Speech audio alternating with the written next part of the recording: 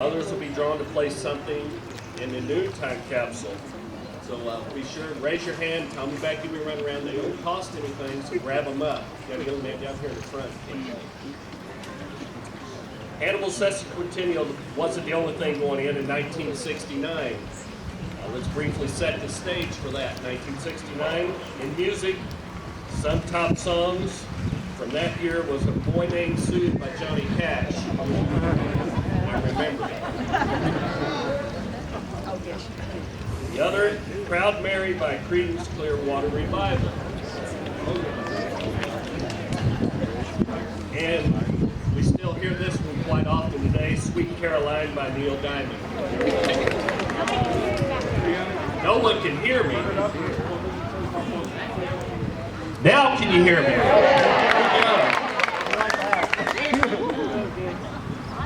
All right, you want to go back to the music, Sweet Caroline by Neil Diamond? There we go. Now, I want you to be sure to hear. Now, and A Boy Named Sue by Johnny Cash, don't forget it. Yes. Also, 1969, Woodstock. Nobody here remembers Woodstock.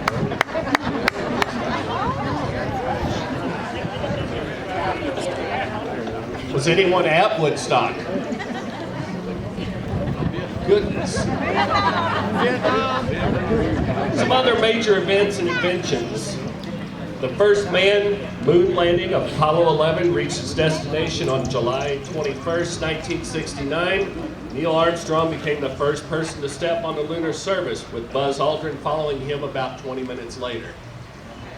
I remember watching it on TV. The Vietnam War was underway. Battery-operated smoke detectors were invented. And probably what I spent most of my time at the 1969 PBS was founded, giving us world classics like Sesame Street, Mr. Rogers' Neighborhood, and such. It was a time for major events in our country, and the opportunity to see what our citizens place in the time capsule is a once-in-a-lifetime opportunity. Today, you're in for some surprises. I want to thank you again for coming out and helping celebrate our bicentennial. And we look forward to seeing you at many more bicentennial events, which can be found at Hannibal2019.com. Before I turn this over to Mary Lynn, I want to tell a story of a young man that wanted to be here today. He's working about three states away. I think he has some family here.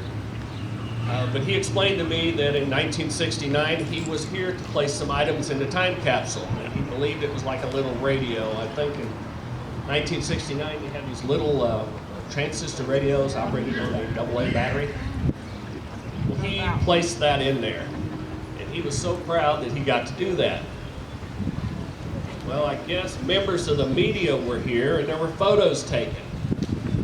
And the next day, lo and behold, his father opens the newspaper, and there's his son standing in the photo. The son was supposed to be at school. He explained to me that as great as that was to be here at the time capsule, the consequence afterwards wasn't that fantastic. So, at any rate, I wanted to share that story because, like I said, he wanted to be here. He told me the story. I believe his wife's standing over here.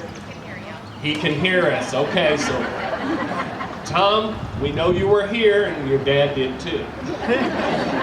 So with that, I'd like to introduce Lynne Richards from the Hannibal Parks and Rec to give us the story of what we're going to see today. Thank you very much. Enjoy the event. Thank you, Mayor Hark. Welcome to Hannibal's oldest park. Hannibal was founded in 1819, and 17 years later, we received this park. Central Park was given to the city in 1836. It was the site of many festivals and events, and on July 7th, 1969, Mayor Fred Herron and Director of Sesquicentennial Events sealed the time capsule under 4 feet of dirt in Central Park. After this ceremony, you'll be able to see the vault where the time capsule was over in the corner of the park, right by the farmer's market. So on May 1st, Parks employees and I opened the vault to have the time capsule ready for the big day. This is where the story gets interesting. This is what we found. Tom and Becky.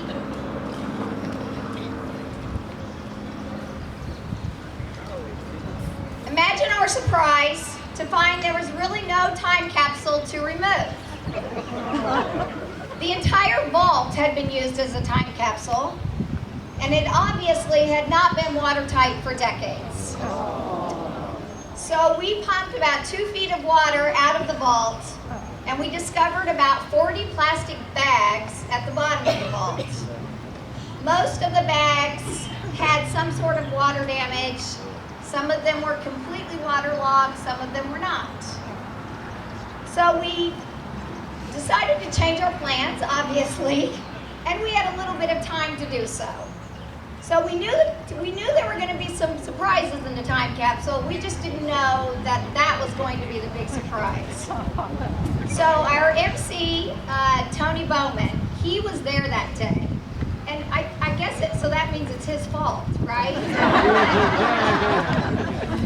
Everything else is always right.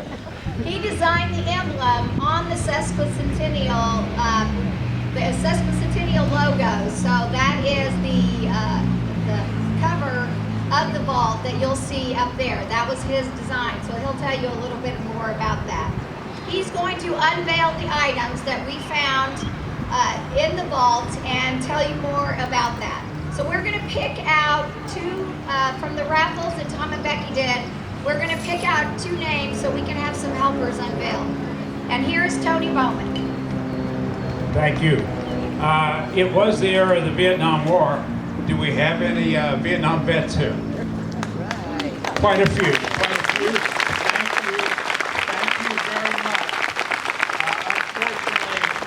Unfortunately, these great gentlemen, when they came home, they weren't received the same as our military today.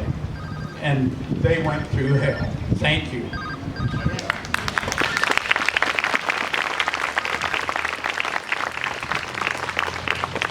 The last time I was on this stage was 50 years ago. There's a picture of me there, and everyone says that's not you. Well, I was 5 inches taller, but now I'm 50 pounds heavier. So I'm close. I grew a mustache for that. Everybody had handlebar mustaches, and I've kept it to this day. I've had this mustache for 50 years. It's getting tired. It changed colors on me. So, we ready? We're going to unveil. There's going to be a big surprise here.